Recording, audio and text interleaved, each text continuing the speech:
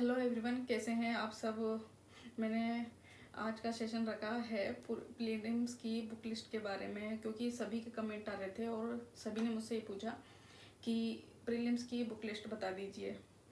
तो सच बात बताऊँ ना, तो प्रीलिम्स की कोई बुक लिस्ट होती ही नहीं है, क्योंकि यूपीएससी का एक ऐसा एग्ज़ाम है जिसमें यूपीएससी ने खुद ने नहीं कहा कि ये मेरी एग्ज़ाम के अकॉर्डिंग ये बुक्स है और आपको इसी बुक से पढ़ना है। तो उनसे कन्वर्सेशन के माध्यम हमारा सिर्फ एक तो प्रीवियस ईयर क्वेश्चन पेपर है और दूसरा है सिलेबस। तो मैंने आपको पिछली वीडियो में भी यही बताया था कि सिलेबस बहुत ही ज़्यादा इम्पोर्टेंट है और सिलेबस को रट मानो बिल्कुल। सिलेबस के बाद कोई आने वाला ही नहीं है टॉपिक, ये मानो। तो syllabus the most important part इस एग्ज़ाम के लिए बहुत ही ज़्यादा ज़रूरी है। प्रीवियस ईयर क्वेश्चन पर तो बहुत ही ज़्यादा है, क्योंकि जब तक आप क्वेश्चन की मांग को नहीं समझेंगे, क्वेश्चन का पैटर्न नहीं समझेंगे, तब तक आप कुछ कर ही नहीं सकते। तो इसलिए मैं बोल रहा हूँ कि प्रीलिम्स की कोई बुक लिस्ट नहीं है। तो फिर भी मैं कुछ बुक्स ऐसी है छोड़ करके 5 या 6 बुक्स ऐसी जो आपको पढ़नी है, जिससे आपका बेस तैयार हो सकता है। मेरे साथ जुड़ने वाले 2 कैटेगरी के बच्चे हैं, जिसमें एक तो ऐसे बच्चे हैं जिनका बेस कंप्लीट है और वो अब 2024 का अटेम्प्ट देने वाले हैं, और सेकंड ऐसे हैं जो मतलब न्यू स्टूडेंट है जिन्हें भी चालू भी नहीं किया पढ़ना और वो 2025 तक अपना अटेम्प्ट देने वाले हैं फर्स्ट। तो मैं उन दोनों के लिए ही बता रही हूँ कि फर्स्ट ऑफ ऑल जिनका बेस तैयार है उन लोगों को क्या करना चाहिए। अभी जैसे मैं भी तैयार कर रही हूँ, मेरा ऑप्शनल और ऐसे और एथिक्स, ये 3 सब्जेक्ट अभी 3 महीने के अंदर मैंने रखा है, 2.5 से 3 महीने के अंदर, तो मैं उनको कवर कर रही हूँ। उसी के बाद जीएस के फर्स्ट सेकंड थर्ड पेपर मैं उठाऊँगी और इसी से आगे बढ़ूँगी। लेकिन इन सब के बीच में करंट अफेयर बहुत ही ज़्यादा मतलब मायने रखता है क्वेश्चन के पेपर में। तो मैं करंट अफेयर को बहुत ज़्यादा रीड कर रही हूँ मंथली मैगजीन से, विजन आईएएस की, और इसके अलावा मैंने कोई सोर्स नहीं लिया है, अपने बेसिक नोट्स और करंट अफेयर को ऐड करके पढ़ रही हूँ। और सेकंड, जिन बच्चों ने मुझसे पूछा था कि हम 2025 का अटेम्प्ट देने वाले हैं, उनके लिए मैं बता दूँ कि प्रीलिम्स की बुक लिस्ट मैं नहीं बता पाऊँगी, कोई भी नहीं बता सकता। बस ये है कि बेसिक बुक्स थोड़ी बहुत है जिसके आधार पर आप अपना बेस तैयार कर सकते हैं। कॉमन बुक्स है, सभी बताते हैं, लेकिन मैं थोड़ा सा अलग बता दूंगी क्योंकि जो मैंने किया है वो मैं बता रही हूँ। तो देख लो अब बिना टाइम वेस्ट करे हुए कि मैंने क्या किया था। तो सबसे पहले मैं हिस्ट्री की बात कर लूँ, तो हिस्ट्री को मैं 4 पार्ट में डिवाइड करती हूँ। पहला हो जाता है मॉडर्न, और सेकंड और थर्ड है एंशिएंट एंड मेडाइवल, और फोर्थ पार्ट है आर्ट एंड कल्चर का। तो मेडाइवल मॉडर्न के लिए मैंने सबसे पहले खरीदी थी विपिन चंद्रा की बुक, जो मैंने सिर्फ एक बार ही इसको रीड किया है, लेकिन मुझे बिल्कुल भी अच्छी नहीं लगी ये बुक। और ये एनसीईआरटी है यार, एनसीईआरटी पिछले 10 साल पहले भी वही थी जो अपन ने पढ़ी थी 6 क्लास में 7th क्लास में, तो वही है ये एनसीईआरटी। इसको नहीं पढ़ना है, बिल्कुल भी मत पढ़ो इससे, इसका बेस तो तैयार हो जाएगा लेकिन ये बिल्कुल भी काम की नहीं है। तो फिर मतलब कि मॉडर्न के लिए करना क्या है, मैं सबसे अच्छी प्यारी सी छोटी सी बुक, जिसको मतलब कि मुझे बहुत ही अच्छी लगती थी स्टार्टिंग से ही, तो मैंने इसकी बाइंडिंग करवाई थी ताकि फटे ना। तो मैं स्पेक्ट्रम की बात कर रही हूँ, पहले इसका ग्रीन कलर था और अभी ब्लैक में आ रही है। तो इसके कॉन्सेप्ट और इसकी लैंग्वेज बहुत ही अच्छी है, मैं इसको बहुत अच्छे से पढ़ी हूँ और मेरे को जब भी पढ़ती हूँ ना बहुत ही अच्छा लगता है। मैं इसके लिए कभी मना नहीं करूँगी, इस बुक से आप बेस तैयार कर सकते हैं। बेस तैयार करने का मतलब यह है कि आप इसको पढ़ो, एक बार रीडिंग मारो, उसके बाद इसकी जो पीछे की समरी है ना उसको अच्छे से पढ़ो, और पीछे पीछे लास्ट में इनने डायग्राम से और फ्लोर चार्ट से बता रखा है, तो वो बहुत अच्छे से पढ़ना है। तो इससे बेस तैयार किया जा सकता है, इसमें कोई मतलब कि मना नहीं करूँगी मैं किसी भी तरह से, ये बहुत अच्छी बुक है। सेकंड मेडाइवल और एंशिएंट के लिए मैंने फिर से एनसीईआरटी खरीदी थी दोनों के लिए, एक तो सतीश चंद्र की और एक ही एनसीईआरटी प्राचीन भारत के लिए। तो मैं इन दोनों को बिल्कुल भी नहीं पढ़ा, मैंने 1 या 2 बार रीडिंग मारी थी, लेकिन यार एनसीईआरटी को कितना कोई पढ़ेगा, लेकिन मैं इसको नहीं पढ़ रही हूँ। बस मैंने साफ बोला कि इसको मत ही पढ़ो, इन एनसीईआरटी को कोई सेंस नहीं है पढ़ने का। तो फिर बेस तैयार कहाँ से करें, प्राचीन भारत का और मध्यकालीन भारत का। सबसे अच्छी बुक, सबसे अच्छी गाइड करने के लिए इस जगह मैं बता दूं कि लूसेंट के जो 20 से 25 पेज है ना बहुत ही अच्छे हैं। वो है तो एसएससी की किताब, लेकिन यार सच बताऊँ ना कि उसके जो 20 से 25 पेज है ना, उसमें भरमार इन्फॉर्मेशन दे रखी है उन लोगों ने। पिछली बार फणम क्वेश्चन आया था, वो डायरेक्ट वहीं से हो रहा था सोल्व।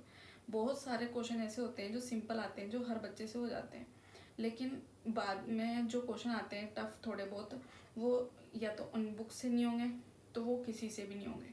तो इसलिए मैं कह रही हूँ कि आपका बेस तैयार करना है ना प्राचीन भारत का और मेडाइवल का, तो आप वहाँ से कर सकते हैं, अच्छी बुक है वो। और एक लास्ट में पार्ट आता है आर्ट एंड कल्चर का, तो मैंने उसके लिए नितिन सिंघानिया की बुक खरीदी थी, रेड वाली है।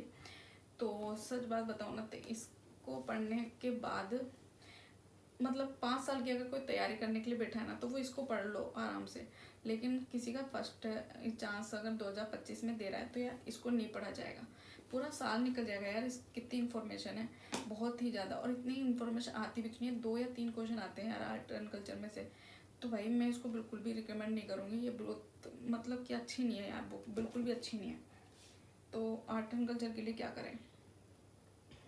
सबसे अच्छी बात तो ये है कि मैं 11th क्लास की एनसीईआरटी लेके आई थी आर्ट और कल्चर के लिए। मैं अभी नहीं दिखा पा रही क्योंकि वो लाइब्रेरी में रह चुकी है, तो मैं आने वाले वीडियो में दिखा दूंगी कि आर्ट एंड कल्चर के लिए मैंने 11th क्लास की एनसीईआरटी बुक खरीदी थी, और उसी से बहुत अच्छे से कवर हो गया था। उसमें डायग्राम वगैरह सब बता रखा है, किस तरह से डायग्राम से प्राचीन भारत के मंदिर वगैरह और मृदभांड, मतलब सब कुछ अच्छा दे रखा है। 11th क्लास की एनसीईआरटी बहुत ही अच्छी है, जिससे बेस तैयार किया जा सकता है। उसके बाद में एक चीज़ और ये बता दूं कि विजन आई की मैगजीन अगर आपने देखी हो ना, उसमें लास्ट में 2 पॉइंट लिखे रहते हैं आर्ट एंड कल्चर के लिए, बहुत ही ज़्यादा अच्छे होते हैं वो, क्योंकि आर्ट और कल्चर का पार्ट ऐसा है कि करंट अफेयर के अकॉर्डिंग ही आता है, तो आप वहाँ से उन चीज़ों को अपने नोट्स में इंक्लूड करते जाइए। ये तो हुई हिस्ट्री की बात। अब मैं आगे करती हूँ, इकोनॉमिक्स की बात करती हूँ। इकोनॉमिक्स में मैंने क्या किया था बेस तैयार करने के लिए। वैसे तो मैंने बुक्स खरीदी है, रमेश सिंह की बुक्स खरीदी थी ये वाली, लेकिन बहुत ही काम की बुक नहीं है ये, क्योंकि यार मतलब कि इस सब्जेक्ट में क्वेश्चन जो आते हैं ना बेसिक होते हैं, ओनली बेसिक पैटर्न पे क्वेश्चन आते हैं, या तो सबसे हो जाते हैं या फिर वो किसी से भी नहीं होते। जो टफ और करंट के जो क्वेश्चन आते हैं वो करंट जिन्हें पढ़ रखा है ना अच्छे से 2 साल का, तो उसी में से वो क्वेश्चन आते हैं, तो और किसी से नहीं होते वो। तो मैं यही बोल रही हूँ कि अगर आपका बेस तैयार करना है ना, तो आप श्री राम IAS की जो बुक होती है ना, वो पहले 200 पेज में आती थी, तो आप उससे अपना बेस बना सकते हैं। मैंने भी उसी से बेस बनाया था अपना, और उसी को पढ़ा था मैंने, और अब भी उसी को पढ़ रही हूँ मैं। उसमें जो कॉमन कॉन्सेप्ट है ना वो अच्छे से दे रखे हैं। मैं यही बोल रही हूँ कि सबसे ज़्यादा ज़रूरी ये है इस प्रिपरेशन में कि क्या पढ़ना है और क्या नहीं पढ़ना है।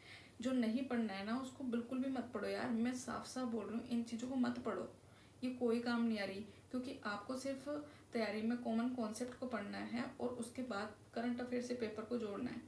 तो मैं यही बोल रही हूँ कि इसके लिए मैं कुछ भी रिकमेंड नहीं करूँगी, मैं सिर्फ श्री राम IAS की जो बुक थी ना उसी को रिकमेंड कर रही हूँ। और फिर पार्ट आ जाता है साइंस एंड टेक का और इन्वायरमेंट का। तो साइंस एंड टेक और इन्वायरमेंट के लिए मैंने बुक खरीदी थी, मैं बताऊँ तो ये रही। साइंस एंड टेक के लिए तो ये वाली बुक खरीदी थी मैंने, लेकिन एक बार भी इसको हाथ नहीं लगाई, ये नई की नहीं रखी है मेरी जब से। तो मैं यही बोलूँगी कि साइंस एंड टेक के लिए सबसे सबसे सबसे ज़्यादा ज़रूरी है करंट अफेयर। इसमें जो करंट अफेयर के पार्ट्स से ही क्वेश्चन आउट करके आ रहा है। साइंस एंड टेक में बाहर से कोई क्वेश्चन नहीं आ रहा, ना उसको बेसिक नॉलेज चाहिए, ना कुछ भी नहीं चाहिए, बस साइंस एंड टेक करंट पे आधारित है पूरा, और इन्वायरमेंट भी। साइंस एंड टेक और इन्वायरमेंट आप करंट अफेयर की मैगजीन विजन IAS से कंप्लीट कर सकते हो। मैं भी वहीं से कंप्लीट कर रही हूँ, और अभी भी मैं मतलब 2022 का मैंने करंट अफेयर मंगाया था, और पहले मैंने PDF से पढ़ा था, लेकिन अब प्रिंटेड फॉर्म में मंगाया, तो उसी से मैं अपना पढ़ रही हूँ।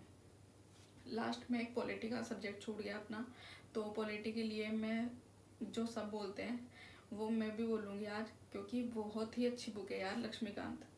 लक्ष्मीकांत की कोई बराबरी नहीं कर पाया अब तक, सही बता रही हूँ। ये पहले रेड कलर में आती थी, और फिर मैंने जब लिया ये ब्लू कलर में आई, और मेरे थोड़े दिन लेने के बाद ये ग्रीन कलर में हो गई। भाई लक्ष्मीकांत की कोई बराबरी नहीं कर पाए, बहुत ही प्यारी और सुंदर सी किताब है यार। इसके जो कॉन्सेप्ट है ना इतने अच्छी लैंग्वेज में दिए हैं, और इसको पढ़ने के बाद अथाह ज्ञान महसूस होता है। मुझे तो बहुत ही अच्छी लगती है ये बुक यार। और मतलब कि इसकी मज़े की बात ये है ना कि इसको पढ़ते जाओ और फिर मतलब 20-25 दिन हुए और इसका ज्ञान समझता जाता है, मतलब याद ही नहीं होता। फिर पढ़ते हो जब याद आता है कि अरे यार ये तो मैंने पढ़ रखा है, अरे यार ये तो मैंने पढ़ रखा है। मतलब बहुत ही अच्छी बुक है, मैं इसको रिकमेंड करूँगी और सभी इसको बोलेंगे बेस बनाने के लिए। उसके बाद करंट अफेयर तो करना ही करना है, तो 2 बार 3 बार इसकी रीडिंग मारो। उसके बाद क्या करना है कि आपको सेल्फ नोट्स बनाने हैं इसके, क्योंकि इसका रिवीजन नहीं कर पाएगा कोई भी। तो मैं यही बोलूँगी कि मतलब इतनी मोटी बुक है ना कि इसके 100 पेज का नोट्स बना लो, तो उसको बार बार रिवाइज कर सकते हैं अपन। तो ये रही पॉलिटी की बात। तो अब लास्ट में सबसे बड़ा बेड़ा उठा लेती हूँ मैं, ज्योग्राफी का। ज्योग्राफी मतलब कि क्वेश्चन आते हैं इससे, और ओशनोग्राफी, क्लाइमेटोलॉजी, इन सभी से क्वेश्चन आते हैं। तो मैं सिर्फ ये बताऊंगी कि ज्योग्राफी का मैंने कोई बुक्स नहीं खरीदी थी, और सिर्फ मैंने 11th और 12th क्लास की एनसीईआरटी की बुक्स खरीदी थी। इसमें 4 बुक्स आई है, जिसमें 2 तो विश्व का इतिहास, विश्व का भूगोल है, और 2 है इंडिया का भूगोल। तो मैं यही बोल रही हूँ कि कहीं से भी कुछ भी करने की ज़रूरत नहीं है, मत करो। बस मैंने एक बार बोल दिया ना, मत करो। इन बुक्स को हाथ ही मत लगाओ यार। मैं सिर्फ एक मतलब कि छोटी सी कॉमन सी चीज़ बता दूँ आपको। 6ठी से 10th 11th 12th क्लास तक की एनसीईआरटी के लिए सब बोलते हैं भाई इस 6ठी में इसलिए पढ़ाई जाती थी क्योंकि तुम्हें 12वीं का समझ में नहीं आता था। और मैं यही बोल रही हूँ कि 12वीं में आने के बाद कोई बच्चा 6ठी क्लास की एनसीईआरटी पढ़ेगा तो उसको तो सब आता है यार पहले से, इतना तो नॉलेज है ही ना अपन को। तो मैं यही बोल रही हूँ कि 6ठी से 10वीं की एनसीईआरटी बिल्कुल भी ज़रूरी नहीं है ज्योग्राफी के लिए। बस आप 11th और 12th क्लास की 4 एनसीईआरटी की बुक्स आएगी, उसी से अपना बेस बनाइए। उसके बाद फिर से मैं कह रही हूँ कि करंट अफेयर से उसको लिंक करके पढ़िए। करंट अफेयर से लिंक करके पढ़ने के लिए मैं आपको अगली नेक्स्ट वीडियो में बता दूंगी कि करंट अफेयर को अपने सब्जेक्ट से कैसे लिंक करना है, अपन को समझ में कैसे आएगा। मैं आपसे बार बार ये चीज़ बोल रही हूँ कि प्रीवियस ईयर क्वेश्चन पेपर से सब कुछ समझ में आने लगता है अपन को कि किस तरह से अपन को पढ़ना है और कौन सी नॉलेज अपने काम की और कौन सी नॉलेज काम की नहीं है।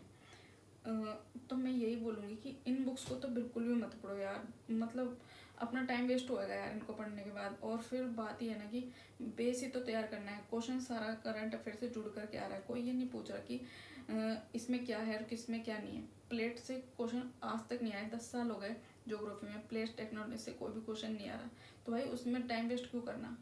तो मैं यही बोलूँगी कि भाई इन बुक्स को मत पढ़ना मतलब मत पढ़ना यार, मतलब नहीं है काम की ये बुक। और मतलब कि अपना बेस तैयार आगे करना ही है ना, तो मैंने जो बताया ना उन्हीं सोर्स से कर लो, अच्छे से हो जाएगा। एक बार करके देखना, फिर बताना कि क्या हुआ, रिस्पॉन्स क्या मिल रहा है। Thank you so much and watching my video, like share and comment. लेकिन यार सच बताओ ना, आपका सपोर्ट की बहुत ही ज़्यादा ज़रूरत है मुझे, बहुत ज़्यादा। Thank you so much.